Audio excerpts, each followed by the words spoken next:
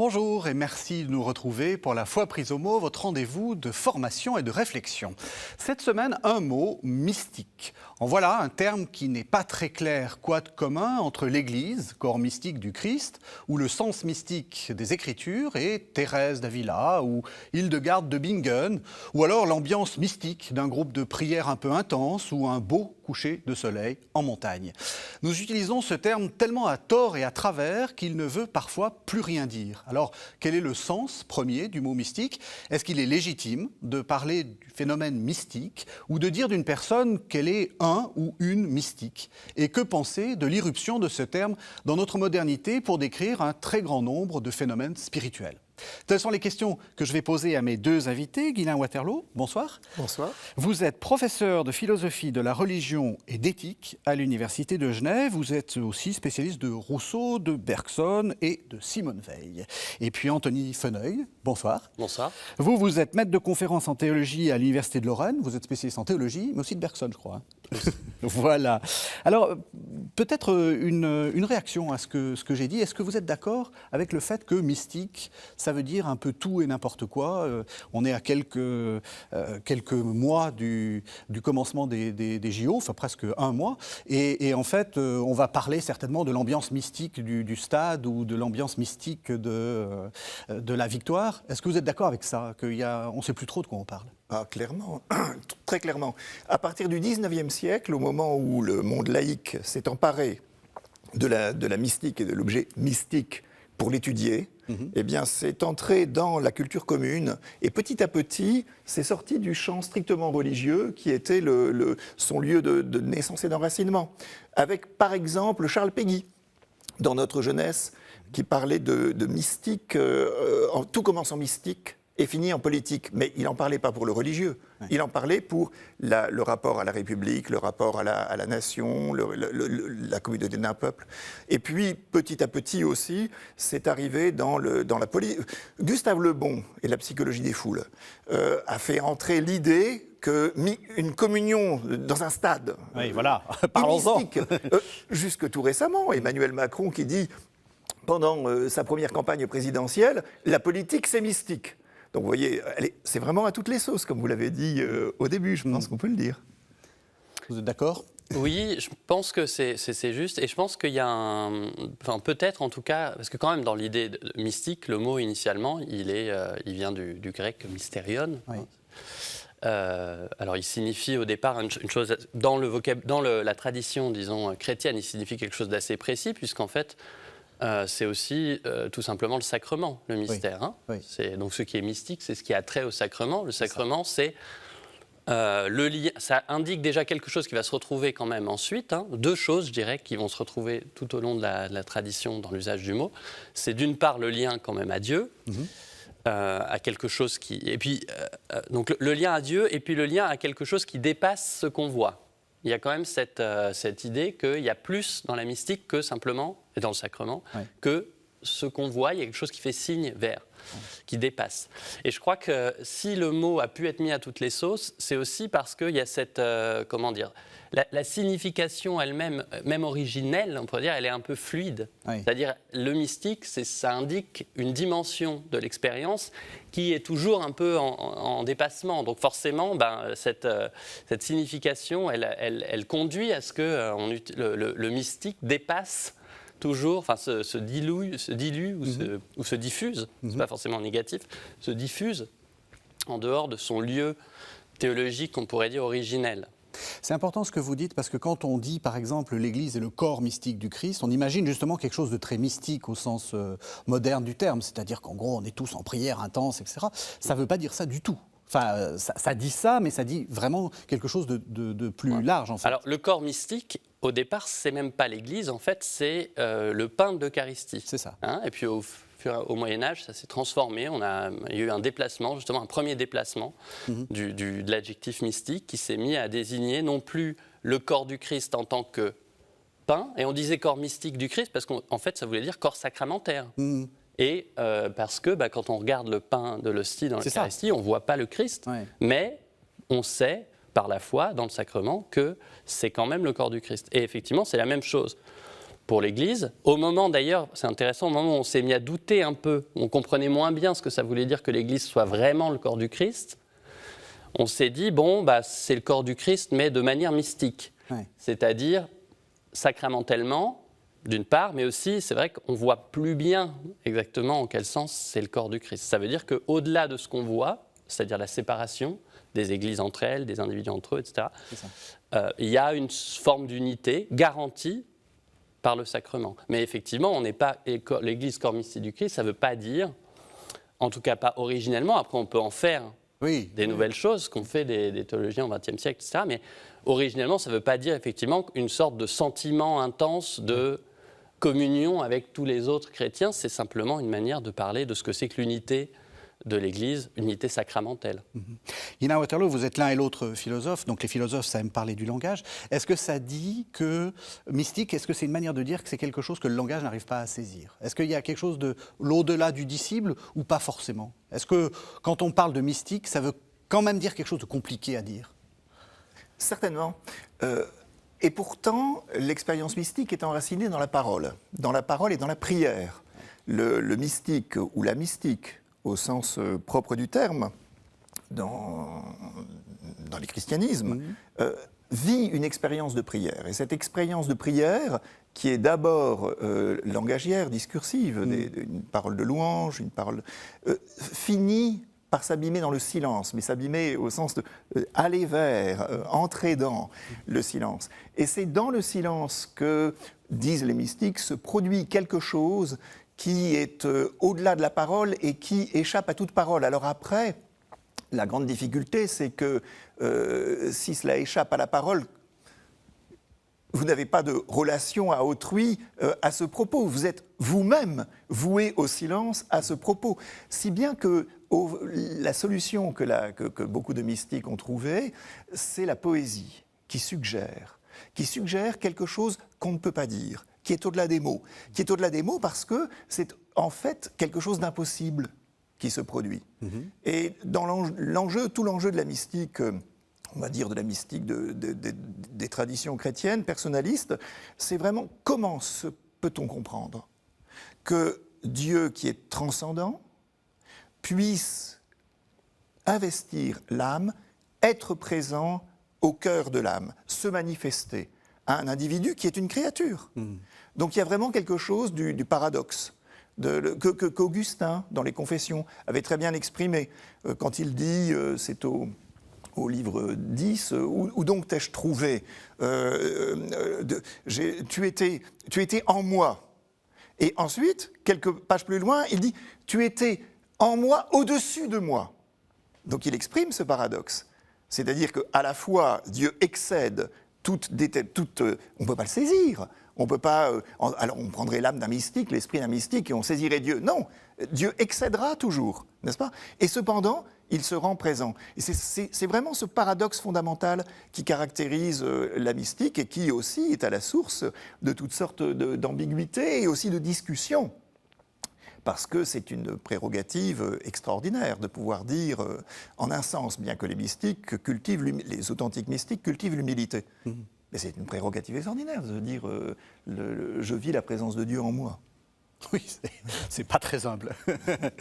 Là, il y a changement à vue, si j'ose dire. Il vient de changer de vocabulaire en réalité. C'est-à-dire que ce que vous venez de dire du sens ancien, Guilain Waterloo vient d'utiliser le sens moderne en fait. Oui, mais il y a un changement, c'est clair, entre le sens ancien du terme mystique et le sens moderne. Ça ne veut pas dire qu'il y a une rupture complète. Je pense qu'il faut voir aussi la continuité. Comme je disais tout à l'heure, le mot de mystique, il est aussi utilisé, comme l'a rappelé Guilain, pour parler de ce qui excède ce qu'on peut dire. Alors, il ne faut pas s'étonner que ce qui excède ce qu'on peut dire, on ait du mal à en parler. Oui. C'est logique, ça va de soi. C'est pour ça que le signifiant, le mot mystique, il a une certaine fluidité, il passe d'un endroit à l'autre, justement parce qu'il désigne quelque chose dont on ne peut pas parler. Et ce quelque chose, il est propre aux expériences qu'on appelle religieuses, mais il excède aussi dans de nombreuses expériences, dans de nombreux types d'expériences, il y a quelque chose qu'on éprouve, dont on ne peut pas parler, mais dont on a envie de parler, et on utilise le mot mystique pour ça. Et je crois que ce dont on s'aperçoit peut-être à la modernité, ce qu'on théorise à la modernité, c'est le fait qu'il y a des gens qui sont spécialistes de ça. Il y a des gens qui sont comme dit Max Weber, des virtuoses dans ce type d'expérience et dans cet excès. Et ce sont eux, ces spécialistes, ces virtuoses d'un certain type d'expérience, une expérience dont qu'on a toutes les peines du monde à qualifier exactement, c'est pour ça qu'on utilise la poésie, etc.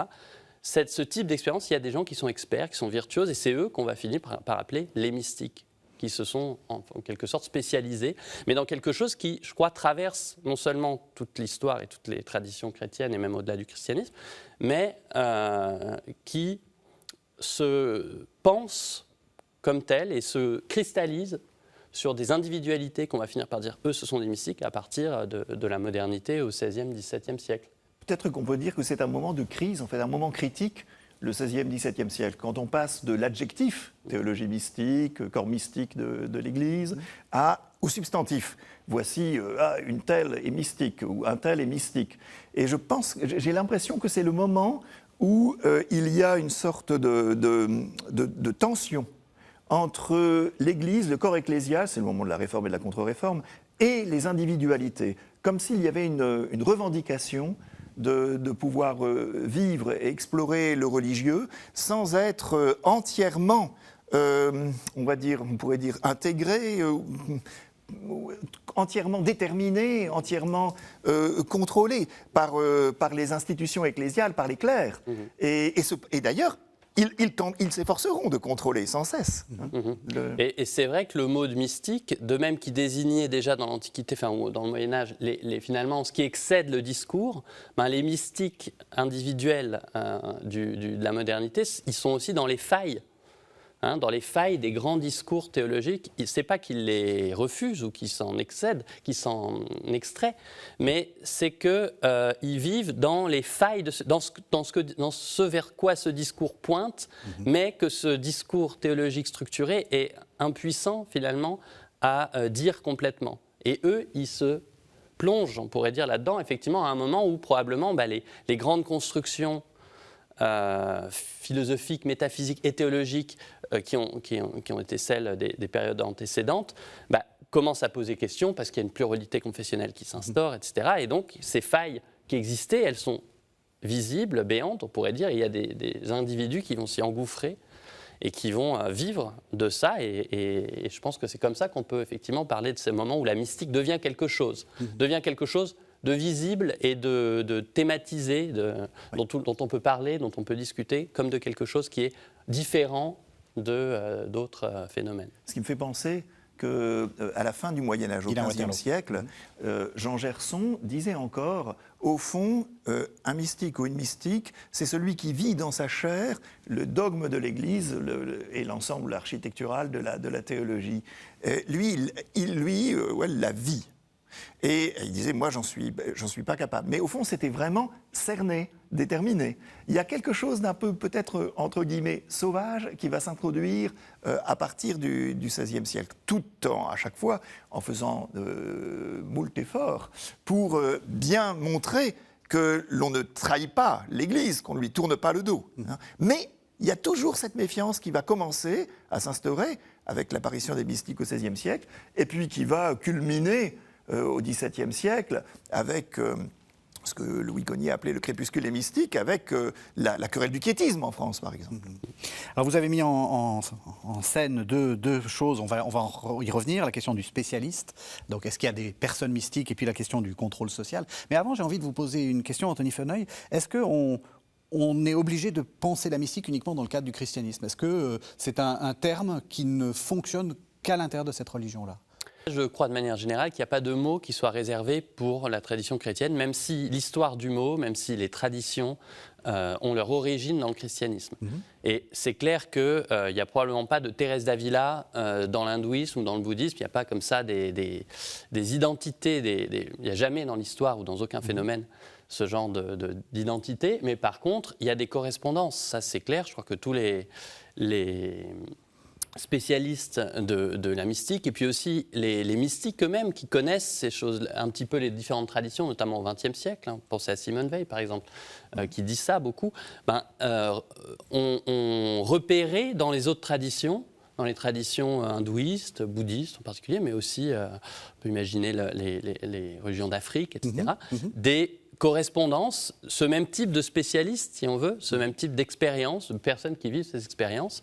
Et la question ensuite, c'est de ne pas plaquer ce que nous, dans une tradition chrétienne, on connaît de la mystique sur ce qui se passe dans des autres traditions, mais c'est d'essayer d'aller voir et de comparer, d'essayer de savoir si effectivement ces spécialistes des expériences religieuses extrêmes, on pourrait dire, dans l'hindouisme, dans le bouddhisme, vivent des choses similaires ou différentes des chrétiens, de ceux qui sont chrétiens.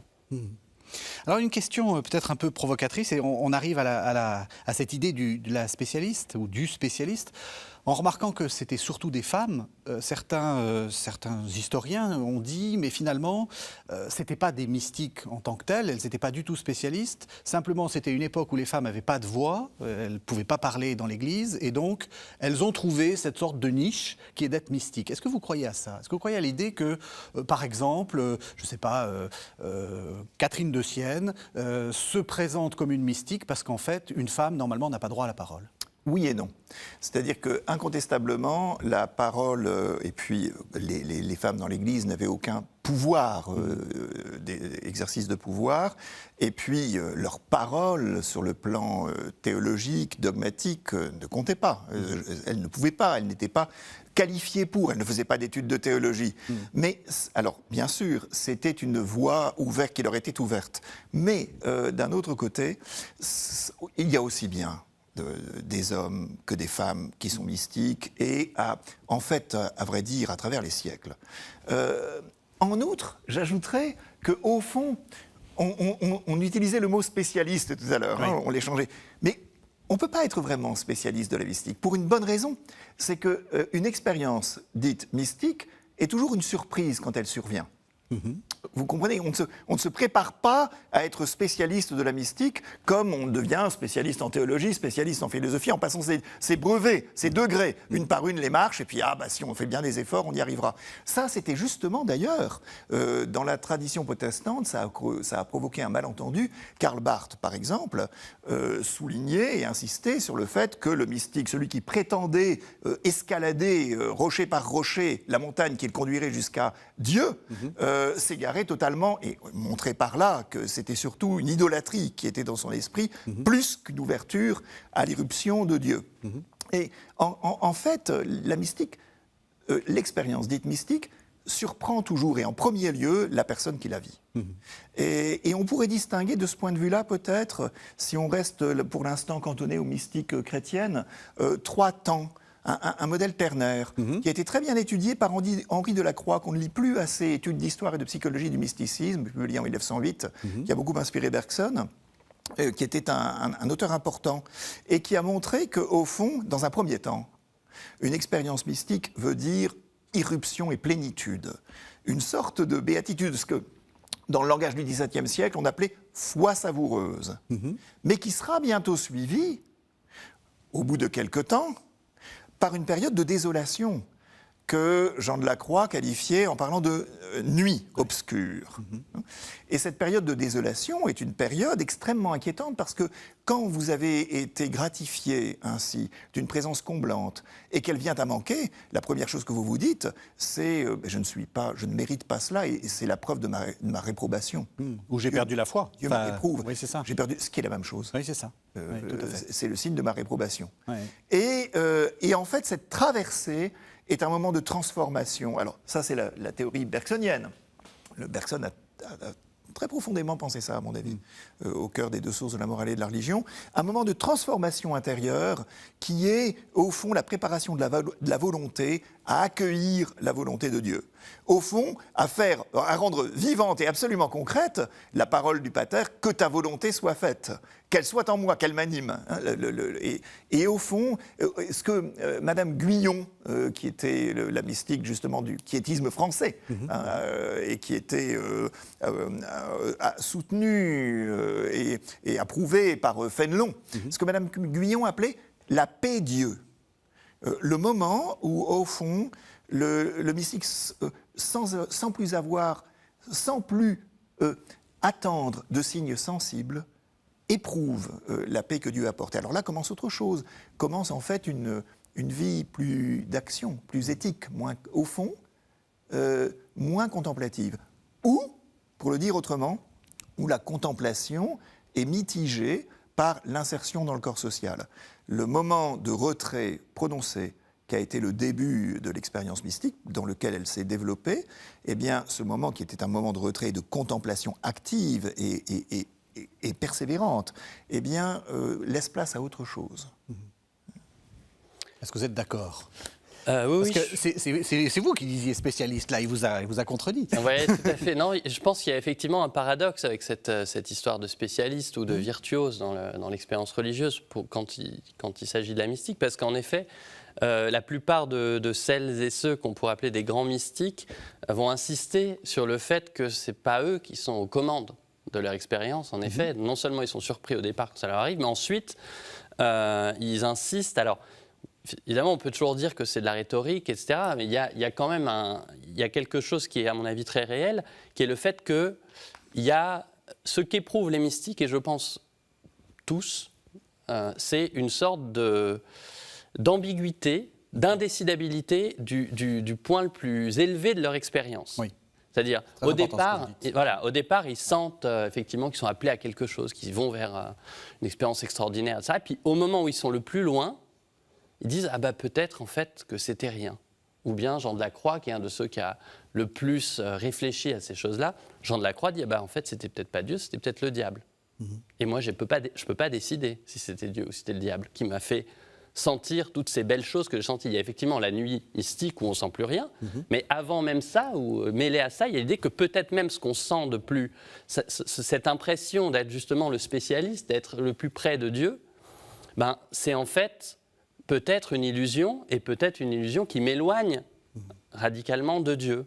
Et alors là, effectivement, c'est là qu'on est dans le paradoxe maximum. C'est-à-dire, le spécialiste est obligé de dire, ben là, si je veux vraiment être fidèle à mon expérience, je dois quelque part l'abandonner aussi.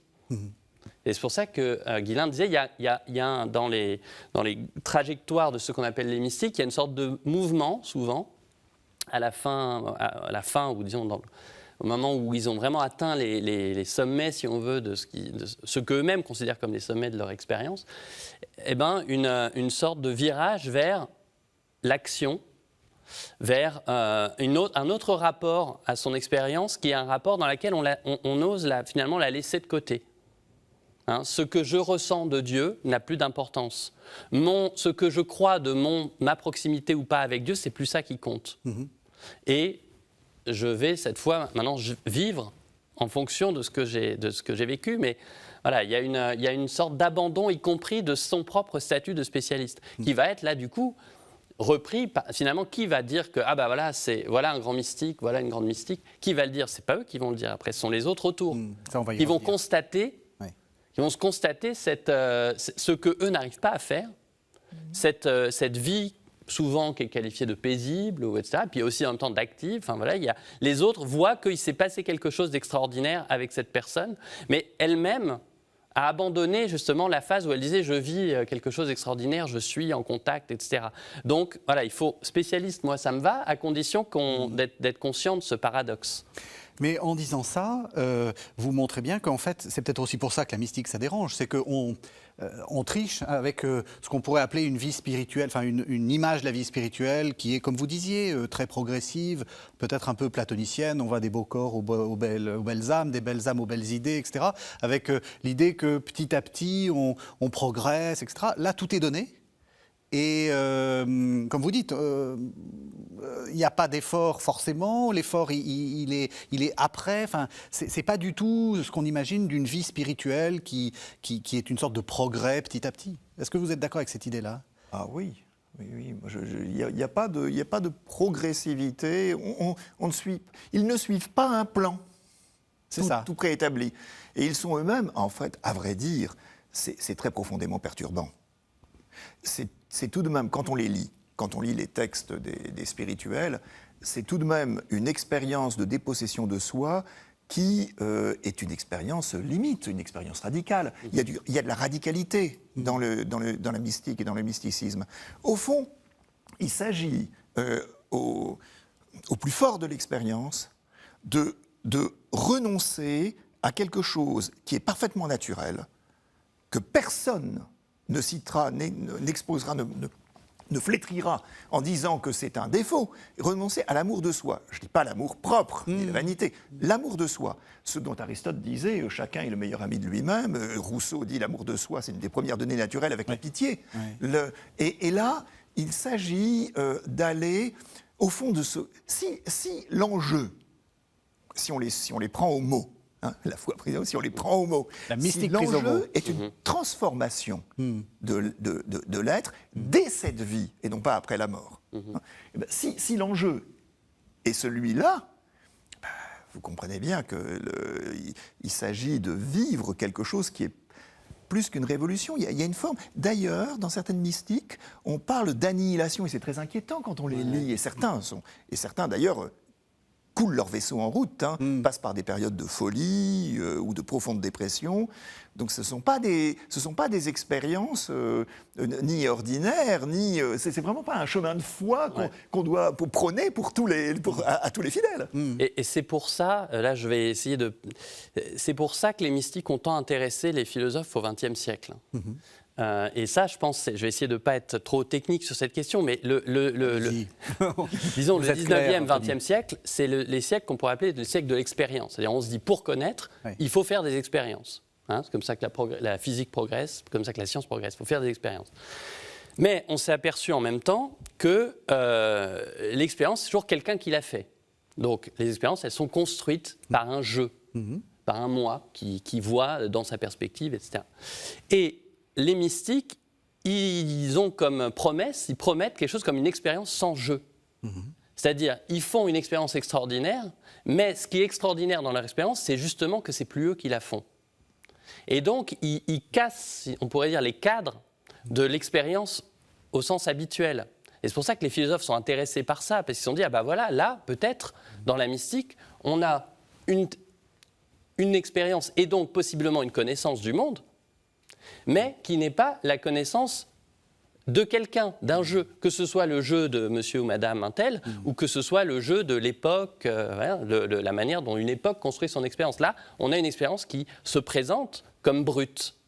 Et vous avez tout un tas de philosophes au XXe siècle, à commencer par William James, mais ensuite, par exemple, Georges Bataille, etc. Enfin, tous ces gens-là qui se sont intéressés à la mystique à cause de ça. Parce que, quand on lit effectivement les textes des mystiques du XVIIe siècle, mais alors là, pour le coup, on en trouve aussi dans l'Antiquité, des choses comme ça. Mais quand on lit ça, on est face à quelque chose qui est extraordinairement radical, dans ce sens-là, dans le sens où on retourne à la racine de ce qu'on vit, de l'expérience, avant même qu'il y ait un jeu, un moi, qui s'approprie cette expérience. C'est ça que les mystiques, vers quoi les mystiques vont. Et c'est ça qui fait que c'est paradoxal, parce qu'un virtuose, un individu spécial, etc., on se dit un spécialiste, on va se dire, c'est un jeu avec un grand J. C'est le mystique, ça. Mais justement, ce que donnent les mystiques à voir, c'est la disparition du moi, du jeu. Et c'est ça qui est à la fois fascinant, en même temps un peu inquiétant, parce qu'on n'a pas envie de perdre son moi. Et on n'a pas envie d'être mystique tous. C'est ça. Donc, mais en même temps, on a envie d'aller y voir de plus près. C'est ça. Parce qu'on se dit, il y a quand même quelque chose de peut-être un peu libérateur aussi. Le moi, on sait qu'il est... Haïssable. Haïssable aussi, voilà. Mais du coup, est-ce que ça explique ce que vous commenciez à dire, c'est-à-dire que c'est très inquiétant, y compris pour une hiérarchie, on voit bien qu'ils sont tous plus ou moins, ils ont tous plus ou moins maille à partir avec la hiérarchie, quel que soit et l'ordre et même l'époque. On sent que ça fait peur. Alors, un mot avant la hiérarchie. Au fond, on pourrait distinguer peut-être deux grandes lignes d'expérience mystique. Une expérience de dissolution ou d'absorption dans le tout, qui serait alors tendanciellement une mystique de type cosmique, et une expérience de présence adressée. Oui. Et donc une mystique plus personnaliste. Dans le christianisme, évidemment, ce sera très souvent le Christ. Simone Weil est très intéressante parce que, dans sa brève vie, Simone Weil avec W, je le dis pour les... Oui, non, vous avez raison. La mystique qui est morte pendant la guerre. 1943. Voilà. Et elle a vécu ces deux types d'expériences. Elle en a parlé à deux personnes de son vivant, le père Joseph-Marie Perrin et le poète Joé Bousquet. Une expérience d'ouverture de l'espace et d'immersion dans ce qu'on pourrait alors appeler, en le galvaudant un peu, le sentiment océanique. C'est un peu galvaudé, ça c'est un peu bon, pas la mystique pour les nuls, mais la mystique. Oui, un petit peu, c'est ce que j'allais vous dire. Oui. Voilà, Romain Roland. Oui. Le sentiment océanique. Donc c'est-à-dire, en gros, l'impression qu'on va se perdre dans le grand tout. On est absorbé, on fait. Ça. On est absorbé dans le tout, Oui. et avec un sentiment d'apaisement et de plénitude extraordinaire. On est totalement, si on a à lire ce qui en est dit, on est totalement, c'est même pas décentré. Et de temps en temps, chez Thérèse d'Avila, par exemple, on retrouve la chose. Je voudrais être comme une goutte qui tombe dans le lac et qui se fond avec le lac. On le retrouve aussi chez Madame Guyon. Alors, et puis, l'autre veine, l'autre ligne, la ligne personnaliste, où là, alors Simone Weil dit aussi que un jour, alors qu'elle écoutait du chant grégorien et puis qu'elle avait des maux de tête terribles, le Christ lui-même est descendu et l'a prise, dit-elle. Et c'était comme le plus tendre sourire d'un visage aimé qui se manifestait rayonnant à elle. Quoi. Donc deux types de lignes différentes. Alors, maintenant, si on pense à l'institution, et le problème, si vous voulez, c'est, moi je dirais que peut-être que la première inquiétude, il me semble, institutionnellement, c'est qu'au fond, le ou la mystique se sentira dépositaire d'une forme d'enseignement. Alors ça se voit très bien chez Madame Guyon, qui commence une œuvre de diffusion et qui va au-devant parler aux gens pour les convertir à la prière, à l'oraison de quiétude, et qui est écouté.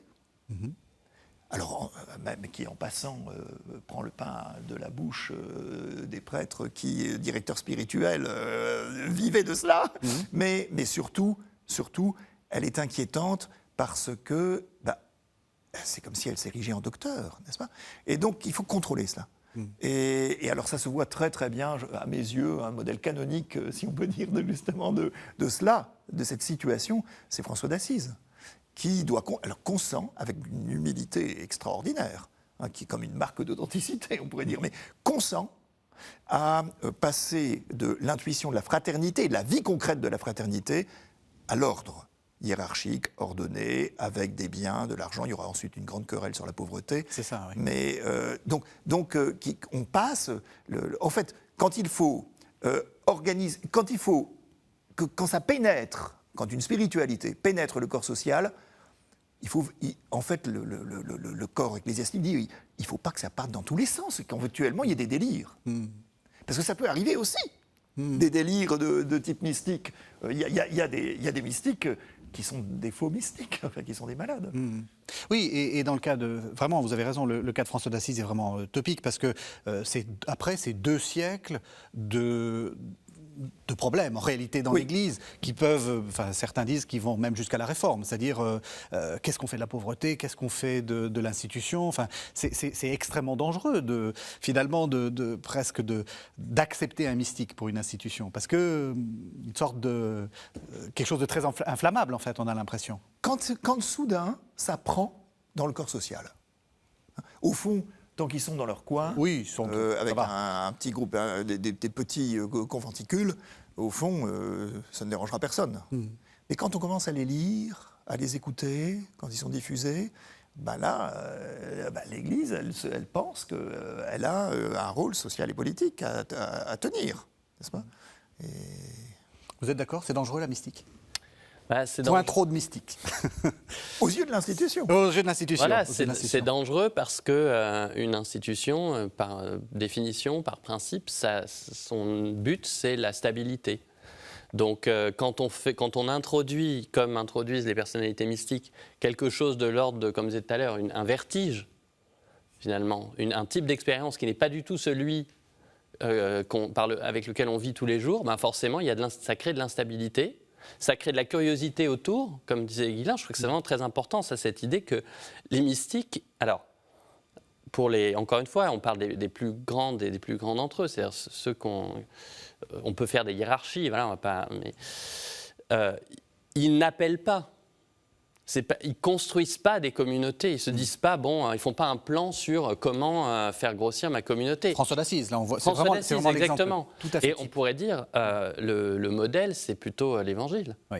C'est-à-dire, c'est pas, je construis ma communauté avec un plan d'avance. C'est, je suis là, je vis ce que j'ai à vivre, et les gens autour me suivent. Et après, va se poser la question, effectivement, de comment est-ce qu'on fait pour organiser un petit peu ça.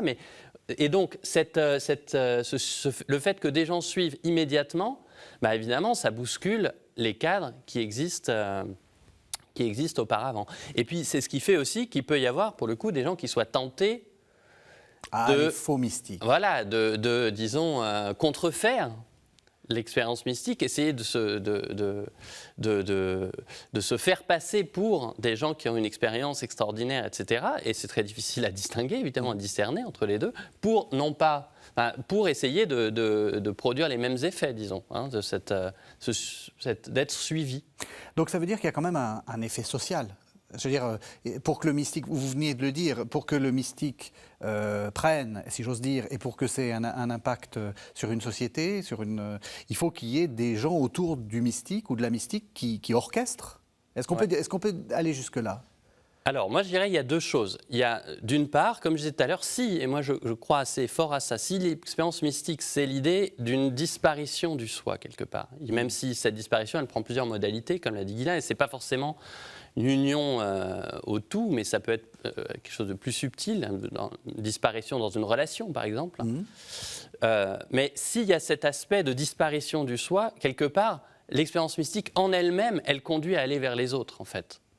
Le mystique, il est ouvert tout de suite aux autres, parce qu'en disparaissant, quelque part, qu'est-ce qu'il voit ? Il voit ceux qu'il n'a jamais vus avant, parce qu'il était trop occupé par son moi, il voit les autres, et puis il s'y intéresse, etc. Et donc, les expériences mystiques chrétiennes, en tout cas, elles sont tournées, elles sont charitables, on pourrait dire, mais pas parce que le mystique fait la charité, mais parce qu'intrinsèquement, son expérience, c'est de voir les autres qu'il n'a pas vus avant. Donc, toutes les mystiques sont sociales.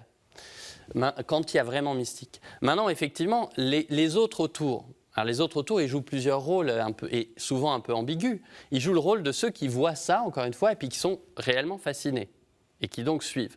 Mais il y a aussi ceux qui voient ça, et puis qui essayent alors, soit d'en profiter, soit de diffuser avec toute bonne volonté. On peut penser par exemple à Thérèse de Lisieux. Thérèse de Lisieux, elle est dans son couvent, entourée de ses sœurs moniales, mais aussi ses sœurs biologiques, qui sont les mêmes d'ailleurs. Les mêmes. C'est ça qui est assez troublant. Voilà, c'est ça qui est assez troublant. Et c'est la mère abbesse, il me semble, qui est sa sœur. Qui est sa sœur aussi, voilà, qui va s'occuper finalement de la diffusion, de l'édition de ces textes, etc. Et on ne peut pas nier que cette sœur, elle a orchestré le succès de librairie et puis le succès spirituel de Thérèse de Lisieux dans les 20 ou 30 ans qui ont suivi sa mort. Puis en même temps, et elle a modifié sans aucun doute toute une partie de ses écrits, etc. En même temps, on ne peut pas dire que ce soit une fabrication. C'est-à-dire elle a modifié, c'est un peu la même chose, toute proportion gardée, que ce qui s'est passé avec François d'Assise. C'est-à-dire c'est une figure institutionnelle qui avait certes des intérêts personnels et institutionnels à faire fructifier, si on veut, cette figure. Puis en même temps, dans ces textes, ce qui est extraordinaire quand on lit les éditions de la sœur de Thérèse de Lisieux, c'est qu'en fait, alors il y a beaucoup de choses qui sont modifiées. Oui, histoire d'une âme. Voilà, histoire d'une âme qui n'a pas été écrite comme ça, c'est modifié. Mais en même temps, il y a des choses très radicales, justement, qui passent quand même. C'est vrai. Donc ça passe malgré tout. C'est pas malhonnête. C'est pas malhonnête, oui, et puis c'est pas, ça n'empêche pas que ça passe par des chemins qu'on n'avait pas anticipés. Oui. Mais effectivement, et c'est toujours le cas, dans le cas de Madame Guyon, c'est un éditeur, où c'est des gens, des soutiens autour, etc. Oui. Évidemment, pour que nous, on connaisse ces histoires-là, il faut qu'il y ait un entourage, il faut qu'il y ait une orchestration, je dirais. C'est dans le pire des cas, dans les cas, une orchestration dans le sens où une fabrication à partir de quelque chose qui n'aurait aucun fondement. Probablement ça existe.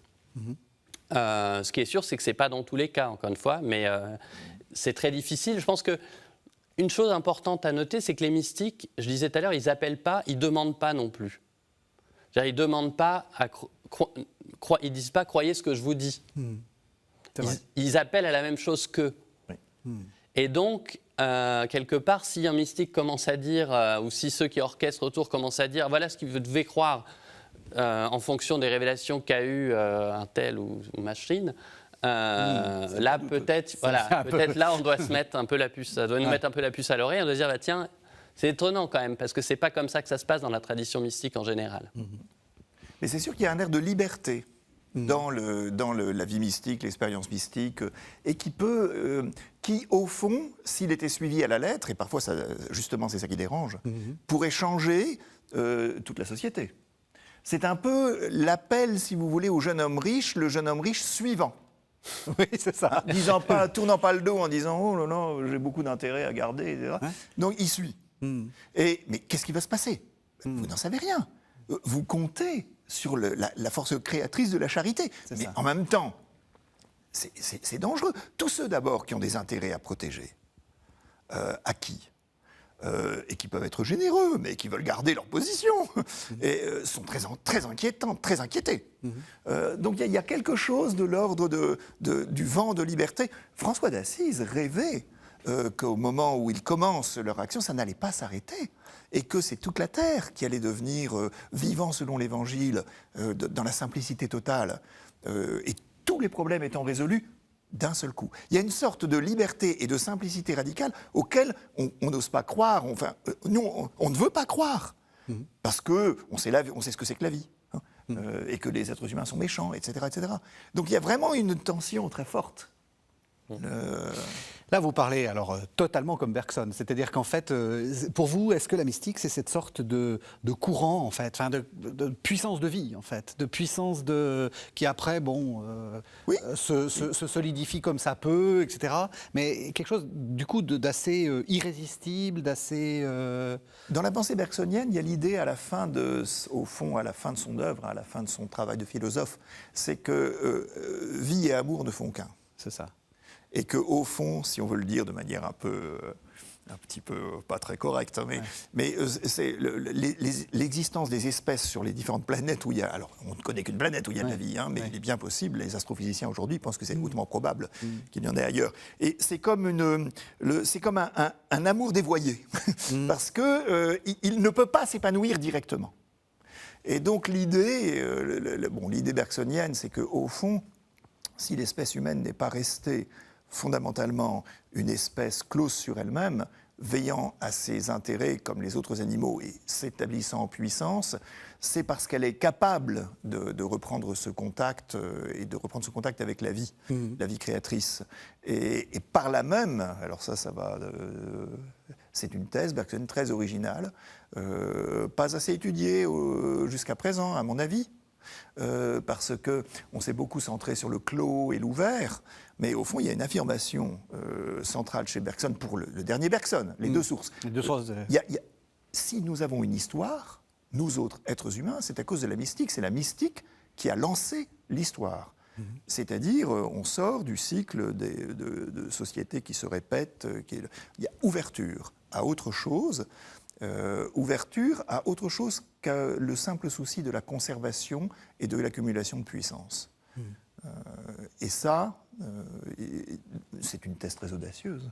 Il pense que c'est la mystique qui l'apporte, qui l'a apporté. Même question, on arrive un peu à la fin de l'émission. Ça sert à quoi, les mystiques ? Enfin, est-ce que pour le philosophe, quel objet de pensée c'est ? Pour le théologien, et puis peut-être pour le simple fidèle. Est-ce que, alors si vous répondez à cette question-là, ou vous répondez à la question plus simple, est-ce qu'il faut lire des mystiques ? De toute manière, il faut tout lire. De toute façon, vous avez raison. Mais donc, il faut lire aussi des mystiques. Et il y a des choses non seulement très belles, mais très profondes. Et qui, justement, pourquoi le philosophe il est intéressé par la mystique ? Ce que je disais tout à l'heure, parce que le philosophe, il cherche à connaître. Et si possible, il connaît à partir des faits. Et donc là, on a des faits qui sont quand on lit justement les textes mystiques, on a des faits extraordinaires. Je ne parle pas de magie ou de phénomènes paranormaux, et ça, c'est pas ça qui intéresse. C'est la description de l'expérience spirituelle, la description de ce que ça veut dire que coller au plus près de la radicalité évangélique. Et qu'est-ce que ça change pour l'humanité? Ça, le philosophe, forcément, il est intéressé par ces choses-là. Deuxième aspect de la question, je pense que c'est tout aussi important, mais là, j'aurais, moi, évidemment, pas de réponse nette.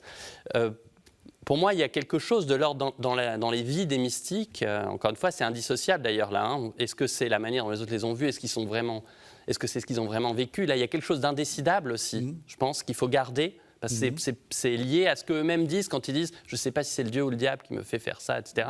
Il y a quelque chose d'indécidable et la mystique ne nous fait pas sortir de ça. C'est-à-dire, il ne suffit pas de dire « je suis François d'Assise », je suis au sens « je le suis je vais avec lui », pour être sûr d'être du bon côté de là où il fait être spirituellement. Il y a jamais, on ne sort jamais de la lutte finalement en soi-même et de cette question, est-ce que finalement je suis du bon côté ou pas? Ça, on va pas, la mystique ne nous sauve pas de ça. Mais en même temps, elle nous rappelle, je trouve, je disais, cette espèce de radicalité évangélique qui est presque un peu, comment dire, un peu tragique pour nous, nostalgique. C'est-à-dire, on se dit, quand on regarde les vidéos mystiques, on se dit, ah oui, quand même, voilà quelque chose que je ne pourrais pas faire. Oui. Et en même temps, on est obligé de se dire, ben oui, mais en même temps, c'est ça l'évangile. Oui, tout à fait. Tout à fait. Alors, les mystiques, au cours de l'histoire, rappellent que l'évangile, c'est pas seulement ce qu'on connaît du christianisme. C'est pas seulement le christianisme au sens d'une religion qu'on peut pratiquer, d'une vie, d'une culture, ça. C'est aussi ça. C'est aussi une expérience absolument étrangère à tout ce qu'on connaît d'habitude. Et ça, je pense que il faut lire les mystiques, ne serait-ce que pour se rappeler de ça. Guylain Waterloo, Mystique et Histoire chez Henri Bergson, chez Honoré Champion. Vous avez 1 minute et demie pour nous dire, on arrive à la fin de l'émission, pour nous dire ce que vous avez voulu faire ou ce que vous allez, ce que vous voudrez faire dans quelques temps, puisque le livre sort d'ici... En octobre. En octobre, voilà. En octobre. La question était justement celle que j'énonçais tout à l'heure, c'est-à-dire attirer l'attention sur quelque chose qui est un peu laissé de côté. Il est composé de 4 chapitres, ce livre. Dans le 3e chapitre, intitulé « La religion dynamique », Bergson parle de la mystique comme étant essentielle, initiatrice de l'histoire humaine, d'un bouleversement dans l'histoire humaine qui fait donc vous parlez du livre d'Henri Bergson, les deux sources de la morale et de la religion. Voilà. Les 2 sources de la morale et de la religion. Et j'ai voulu montrer comment, à partir de là, il a pensé la constitution de l'histoire et en montrer à la fois les forces, les perspectives qu'il ouvre, ainsi que les limites. Probablement, peut-être, n'a-t-il pas trop attendu de ce que les mystiques peuvent apporter à l'humanité? Est-il, même si ce n'est pas une question qui se pose en philosophie, mais était-il trop optimiste? Donc c'est cette question que j'ai voulu traiter dans ce livre, qui est un grand livre, beaucoup lu, mais au fond, pas suffisamment commenté. Et alors vous pensez, on a encore un peu de temps, vous pensez qu'il s'est trompé? C'est-à-dire que ce que vous avez défendu, l'idée que la mystique, c'est un peu le renouer la puissance créatrice de la vie, c'était un petit peu optimiste? Oui, c'était un peu optimiste. C'est-à-dire qu'en fait, il a pensé que... Ce qui est singulier, c'est qu'à la fois dans son anthropologie, il y a l'idée qu'on ne peut pas surmonter définitivement et collectivement la nature, et d'un autre côté, les individus peuvent surmonter la nature à travers l'expérience mystique et diffuser quelque chose de cela. En nous, quelque chose fait écho. Est-ce suffisant pour atteindre des collectivités entières et surmonter ce qui nous caractérise fondamentalement, c'est-à-dire assurer notre pérennité en affirmant une puissance? Et par conséquent, en fait, en reconduisant la guerre d'époque en époque, de génération en génération. L'idée de Bergson, c'était que peut-être l'aboutissement de l'histoire, mais en cela, il s'inscrit dans les philosophies de l'idéalisme allemand. Mais peut-on surmonter la guerre? Et il l'a espéré, et d'ailleurs, de ce point de vue, même pour lui-même, ce qui s'est passé en 14-18 et ce qui se passe à la fin de sa vie. La fin de sa vie est très... Oui, il meurt à Paris, dans Paris occupé, début des années 41, au pire moment, n'est-ce pas? Et atteste que c'était peut-être un peu trop optimiste. Anthony Feneuil, l'évidence de Dieu, Laboret Fides. Vous avez de la chance, vous savez que Dieu est évident. Voilà, alors justement, moi j'essaie de distinguer dans le livre l'évidence de Dieu et puis la certitude qu'on a, toutes les certitudes qu'on a à propos de Dieu. Oui. Et c'est un livre sur la foi, en fait, sur ce que c'est que la croyance religieuse. Je me suis aperçu qu'il n'était pas tellement dans l'air du temps, qui est plutôt celui des réaffirmations des croyances. Oui. Moi, j'ai plutôt insisté, et j'ai essayé de montrer, même dans ce livre, que la foi, elle est intrinsèquement une vie dans le doute. Et que le doute n'est pas extérieur à la foi, que ce n'est pas quelque chose qu'on devrait surmonter, que ce n'est pas un aiguillon de la foi, et ça, que la vie dans la foi, c'est du doute permanent. Et ça rejoint d'ailleurs assez bien, je crois, ce qu'on a discuté tout à l'heure sur le caractère indécidable de l'expérience religieuse quand elle est à son plus haut. Est-ce que vraiment ce que je vis est authentique? Est-ce que vraiment je suis en contact avec Dieu? Je crois que c'est la même chose pour la vie de la foi. C'est en permanence le questionnement sur ce qu'on croit. Et ce doute, cette tiédeur, on pourrait dire, que j'essaie de défendre dans le livre, n'est pas, à mon avis, un affaiblissement de la vie spirituelle. C'est au contraire un approfondissement. C'est pour ça que j'appelle ça l'évidence de Dieu. Parce qu'il y a une évidence de Dieu qui se vit, mais dans le questionnement, dans le doute, et non pas dans l'affirmation certaine de soi, de ses croyances. Merci. Donc Anthony Feneuil, l'évidence de Dieu, Laboret Fides, et Guylain Waterloo, mystique et histoire chez Henri Bergson, chez Honoré Champion, donc dans quelques mois. Merci à tous les deux. Merci de nous avoir suivis. Vous savez que vous pouvez retrouver cette émission sur le site internet de KTO, www.ktotv.com, et on se retrouve la semaine prochaine.